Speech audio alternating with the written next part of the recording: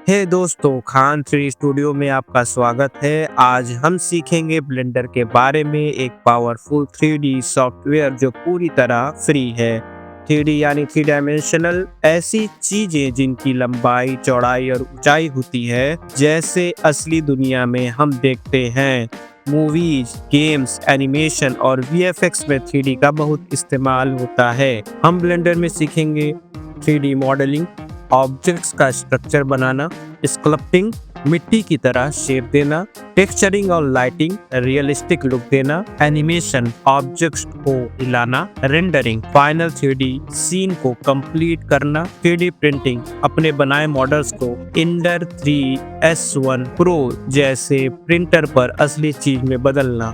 साथ ही हम सीखेंगे कि कैसे 3D प्रिंटिंग के लिए मॉडल्स को ऑप्टिमाइज करें, सपोर्ट स्ट्रक्चर और स्लाइडिंग के बारे में जानें, प्रिंटेड मॉडल को पोस्ट प्रोसेस करें और भी बहुत कुछ। हमारी सीरीज में हम स्टेप बाय स्टेप समझेंगे बेसिक टूल्स कैसे यूज करें, सिंपल 3D मॉडल्स कैसे बनाएं, स्कल्पटिंग से डिटेलिंग कैसे करें, लाइटिंग और मटेरियल कैसे ऐड करें, 3D प्रिंटिंग के लिए मॉडल्स को तैयार करें। तो दोस्तों, अगर आप 3D आर्टिस्ट बनना चाहते हैं और 3D प्रिंटिंग सीखना चाहते हैं तो सब्सक्राइब करें और बेल आइकन दबाएं ताकि कोई भी वीडियो मिस ना हो। तो अभी हम चलते हैं, ब्लेंडर को डाउनलोड करते हैं। पहले हम गूगल क्रोम को खोलते हैं और इसको खोलने के बाद हम जाते हैं BLENDER ब्लेंडर और इसे सर्च करते हैं और हम आ जाते हैं blender.org। इस पे हम देखते हैं अभी लेटेस्ट वर्जन ब्लेंडर 4.4 है। इस पे फिलहाल हम 4.4 ब्लेंडर का वर्जन डाउनलोड करते हैं। तो हम यहाँ से भी डाउनलोड कर सकते हैं और डाउनलोड के इसमें भी जा सकते हैं। पहले हम इसके फीचर कुछ देख लेते हैं कि इसमें क्या लेटेस्ट चीज़ें ब्लेंडर में डेवलप हुई हैं। ब्लेंडर स्टूडियो है, कैरेक्टर रिगिंग के बारे में है, ये आगे चल के ट्यूटोरियल में हम बताएंगे, सिखाएंगे इसके बारे में। पहले हम इसे डाउनलोड कर लेते हैं। अभी फ़िलहाल 4.43 वर्जन आया हुआ है। इसे हम सिर्फ डाउनलोड पर क्लिक कर लेते हैं और ध्यान दीजिए, हम अभी जो यूज़ कर रहे हैं वो ब्लेंडर का विंडो वर्जन यूज़ कर रहे हैं, मैक वर्जन नहीं। और ये हमारा ब्लेंडर जो है डाउनलोड होने लगा है। और ये चीज़ें देखिए जो खुली हुई है, ये ब्लेंडर को सपोर्ट करने के लिए है। आप इसमें कुछ रुपए जो है डोनेट कर सकते हैं। ये इसलिए है क्योंकि ब्लेंडर जो है ये ओपन सोर्स है, ये कोई भी फी वगैरह नहीं लगाता है अपने सॉफ्टवेयर को डाउनलोड करने के लिए। ओपन सोर्स का बेसिकली मतलब यही होता है कि ये कोई भी कहीं से भी डाउनलोड कर सकता है, इससे कोई भी चार्ज नहीं लेगा। तो हम देखते हैं कि हमारा ब्लेंडर जो है डाउनलोड होने ही वाला है और ये हमारा ब्लेंडर जो है डाउनलोड हो गया। अब फाइल मैनेजर पे हम जाते हैं और ब्लेंडर को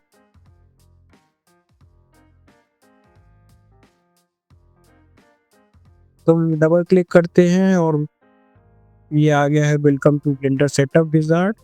ब्लेंडर को हम इंस्टॉल करते हैं, नेक्स्ट पे क्लिक करते हैं और ये फाइल लोकेशन बता रहा है कि इसे कहाँ पे रखा जाए। तो इसे हम चेंज भी कर सकते हैं, नहीं तो चेंज करने की ज़रूरत नहीं है। जो डिफ़ॉल्ट लोकेशन है इसे वहीं पे रहने देते हैं, इसको कुछ छेड़-छाड़ नहीं किया जाए। इसे हम नेक्स्ट कर देते हैं दोबारा से। ये इंस्टॉल का आ गया ऑप्शन, हम इसे इंस्टॉल कर देते हैं। कर देते हैं और ये ब्लेंडर हमारा फिनिश पे करते हैं। अब ये दोबारा से फंड जो ब्लेंडर में हम लोग फंडिंग के लिए है, डोनेशन के लिए, वो चीज़ खुल जाएगा। आप इसे सिंपली कट कर दीजिए और हमारा देखिए 4.4 ब्लेंडर जो है डाउनलोड हो चुका है। मैंने पहले से ही 4.2 का ब्लेंडर जो है डाउनलोड कर रखा है। मुझे कुछ लेटेस्ट वर्जन चाहिए था तो इसे मैंने डाउनलोड किया है आपको सिखाने के लिए। तो आप 4.4 वर्जन ही डाउनलोड कीजिएगा।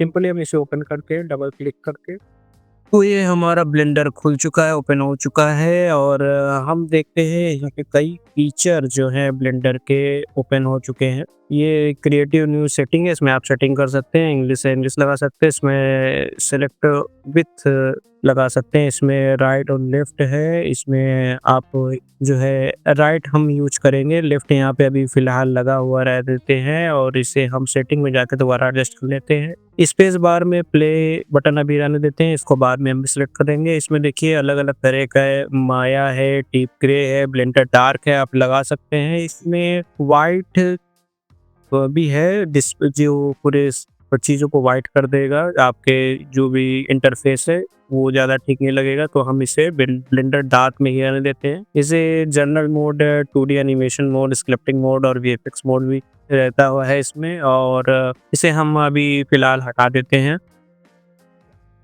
एडिट मोड पे जाएंगे, प्रेफरेंसेस में जाएंगे और यहाँ पे हमें की मैप बटन दिखेगा, उसे क्लिक करना है और यहाँ पे हमें वो जानकारी दोबारा मिलेगी जो हमने पहले से सेट कर रखी थी। यहाँ पे आप प्ले बटन किए हुए थे, अब हम यहाँ पे सर्च बटन क्लिक कर देंगे। लेफ्ट यहाँ पे था तो हम इसे राइट कर देंगे और कुछ चीज़ें जो हैं हम इसे बाद में सेट करेंगे। फिलहाल हम इसे सेव कर देंगे। अब हम इनपुट बटन में जाएंगे। इनपुट बटन में जाने के बाद आप यहाँ पे थ्री बटन माउस जो है ये आपका सिलेक्ट नहीं होगा, तो इसे आप सिलेक्ट कर लेंगे और चीज़ें जो हैं, बाकी जो चीज़ें दिख रही हैं, इन चीज़ों को आप चेक कर लीजिएगा कि ये चीज़ें एक्टिव है या नहीं। इतना चीज़ होने के बाद हम इसे सेव करते हैं और इसे कट कर देते हैं। ये आप माउस का लेफ्ट बटन क्लिक करिए, इसे दबाए रखिए और ये चीज़ जो है सर्किल को सिलेक्ट कर लेगी, स्क्वायर में सिलेक्ट कर लेगी और उसके बाद इसे छोड़ दीजिए और बाद में आप एक्स दबा के इसे डिलीट कर दीजिए। एक्स बटन दबा के डिलीट हो जाएगा ये। हम कुछ चीज़ों को एडजस्ट करेंगे, जो चीज़ आसानी से हमें समझ में आ जाए। ये काफ़ी बड़ी लग रही है, थिकनेस भी काफ़ी ज़्यादा लग रही है, तो इसे हम एडजस्ट कर सकते हैं। पहले हम एडिट पे जाएंगे, एडिट पे जाने के बाद प्रेफरेंसेस पे जाएंगे और यहाँ से हम इसे एडजस्ट करेंगे इंटरफेस से। ये 1.3 कुछ समथिंग है, तो हम 1.2 कर लेंगे। थिकनेस को भी हम थोड़ा सा कम करके डिफ़ॉल्ट वैल्यू कर देते हैं और ये चीज़ सेव हो जाती है। पहले से ही ऑटो सेव है, आप इसे सेव प्रेफरेंसेस भी कर सकते हैं। सिंपली आपको करना है शिफ्ट एस और कर्सर को बीच में लेके आना है, तो आपको दबाएंगे कर्सर टू वर्ड ओरिजिन। ये आप ऐसे भी कर सकते हैं, शिफ्ट एस और 1 प्रेस दबा दीजिए तो ये अपने आप बीच में चला जाएगा। ओके, अब हम क्यू ऐड करेंगे तो हम दोबारा से शिफ्ट ए दबाते हैं तो आपको ये मिल जाएगा। इसमें से आप कोई भी चीज़ें ऐड कर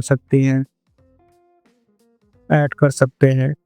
ये चीज़ हमने ऐड कर ली और इसे हम देखेंगे और इसे हम बड़ा करके देख सकते हैं। आपको ये एक ऐसे ही नज़र आएगा। फिर सिंपली आपको डिलीट करना है तो आप एक्स बटन दबाएंगे, एक्स, और आप इसे डिलीट कर सकते हैं।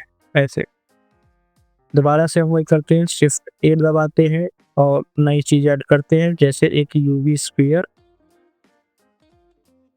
देखिए यूवी स्फीयर डाउनलोड हो गया है। आप देखिए इससे मूव कर सकते हैं, ये सिंपली मूव हो जाएगा। प्रेस करेंगे शिफ्ट और ऑल्ट बटन होता है, उसको प्रेस कर दीजिए और इसे मूव करिए।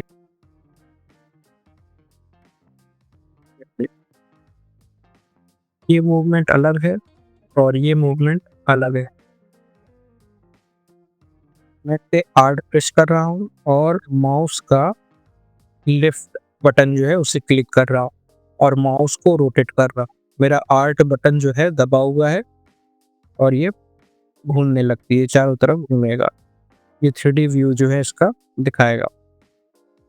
अब हम सारा चीज़ें को छोड़ देंगे, वापस से हम नया चीज़ सीखते हैं। इसमें क्या किया जाए, तो हमें सिलेक्शन करना है। तो माउस का हम राइट बटन क्लिक करते हैं, ये सिलेक्ट हो गया है। दोबारा से हम कहीं और ले जाके राइट बटन सेलेक्ट करते हैं, ये सिलेक्शन वापस से हट गई। यहाँ सेलेक्ट करते हैं, वापस ही हट गई। ये इसलिए है क्योंकि अगर हम किसी और ऑब्जेक्ट को ऐड कर दें और इसे किनारे कर दें, एक्स ये किनारे हो गया, तो ये सिलेक्शन के ऊपर है। ये देखिए ये सिलेक्ट हो गया, ये सिलेक्ट हो गया। राइट बटन, माउस का राइट बटन से ये सिलेक्ट हो गया, ये सिलेक्ट हो रहा है, ये सिलेक्ट हो रहा है। अभी हमने जो इसे मूव किया था उस चीज़ों को सीख लेते हैं, मूव कैसे किया जाता है। बेसिकली मूव करने के टूल्स यहाँ पे हैं। इसमें मूव करने के टूल्स हैं और भी कई तरह के टूल्स हैं, जैसे कि हम इसे रोटेट कर सकते हैं, घुमा सकते हैं और चीज़ों को बड़ा या छोटा कर सकते हैं। किसी भी एक्सेस पे बड़ा या छोटा कर सकते हैं। पहले हम देख लेते हैं कैसे मूव करते हैं। तो मूव टूल ये है, साथ में लिखा हुआ है मूव। हम इसे क्लिक करते हैं और इसको हम यहाँ पे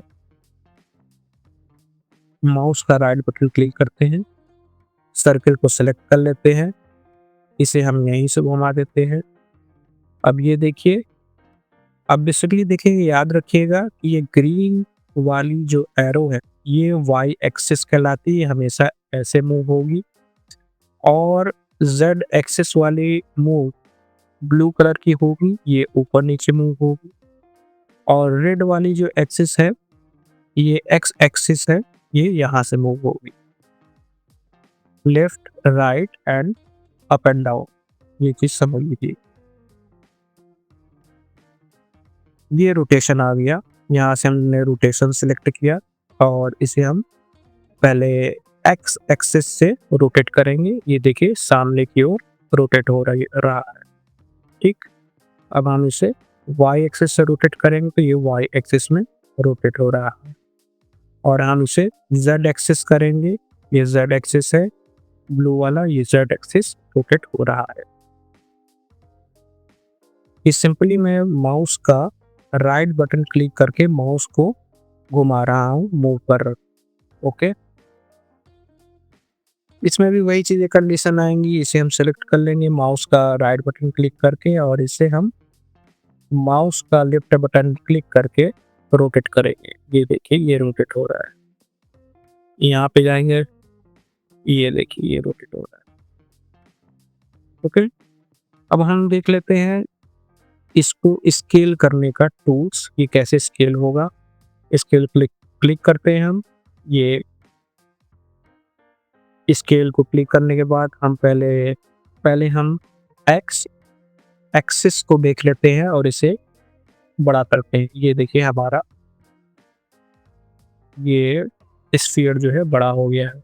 ये तिरछा था इसलिए ये एक्स एक्सिस में अलग से रोटेट कर रहा है। इसे हम वापस से कंट्रोल जेड दबाते हैं तो इसे उसी पोजीशन में लेके आ जाएंगे जैसे ये था।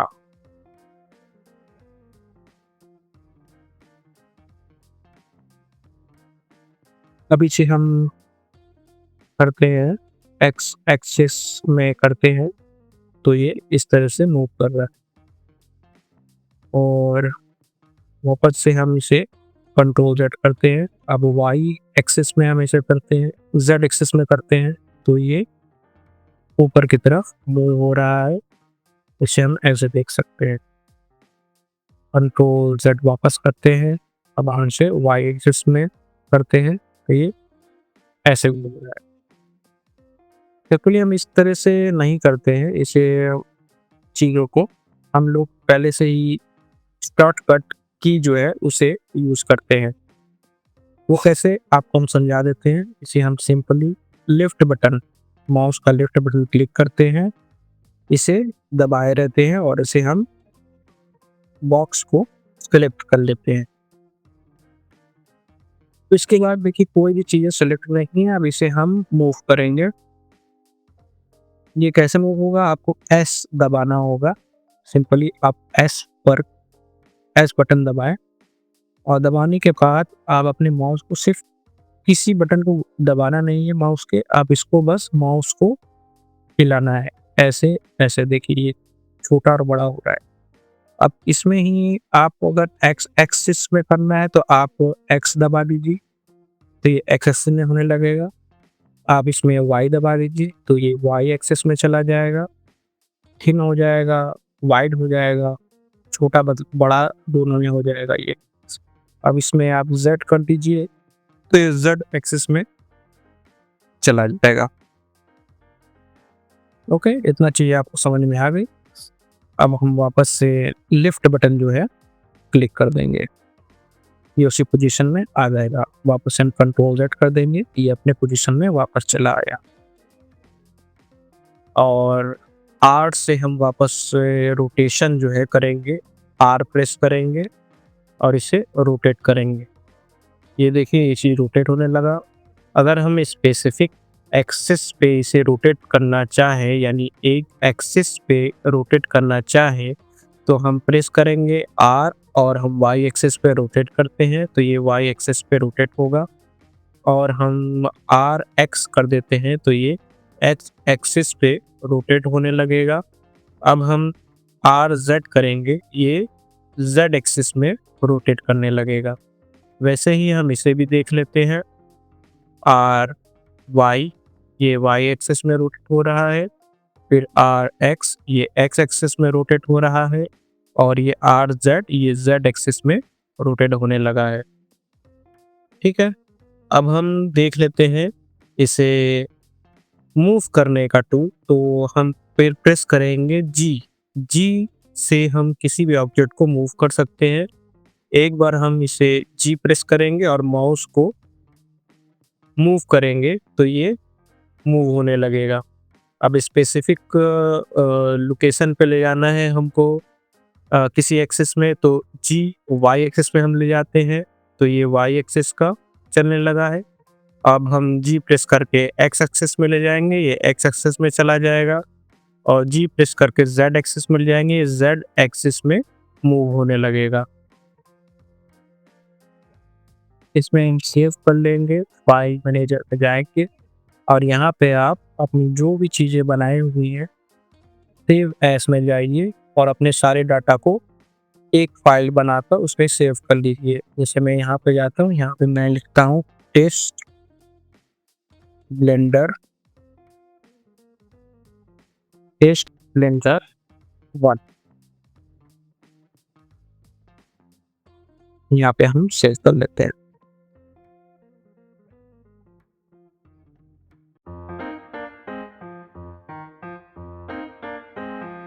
तो दोस्तों ये था ब्लेंडर ट्यूटोरियल का पहला पार्ट। आज हमने देखा कि ब्लेंडर को कैसे डाउनलोड करते हैं और फिर किसी भी ऑब्जेक्ट को पकड़ के इधर उधर मूव कैसे करते हैं, उसको रोटेट कैसे करते हैं और स्केल कैसे करते हैं। अगले पार्ट में हम एडिट मोड में जाएंगे और देखेंगे कि उसके एज, फेस और वर्टिसेस क्या होते हैं और कुछ जरूरी टूल्स के बारे में भी जानेंगे। तब तक प्रैक्टिस करते रहो और मिलते हैं अगली वीडियो में। Thank you.